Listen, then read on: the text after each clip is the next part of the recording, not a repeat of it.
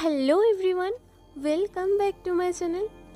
আর আজ না আমি একটা জায়গার সন্ধান পেয়েছি, যেটা ঠিক ওই দ্বিতীয় শান্তিনিকেতনের মতো। তো চলো আর দেরি না করে যাওয়া যাক। তো ফাইনালি আজকে আমি চলে এসেছি গঙ্গার ধারে সবুজে ঘেরা কোন্নগরে অবস্থিত অবনীন্দ্রনাথ ঠাকুরের বাগান বাড়িতে।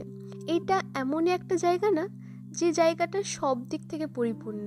মানে এটা যেমন বাগান বাড়ি, তেমনই একটা ঐতিহ্যপূর্ণ স্থান, তেমনই এটা বাচ্চাদের জন্য খুবই এনজয়েবল।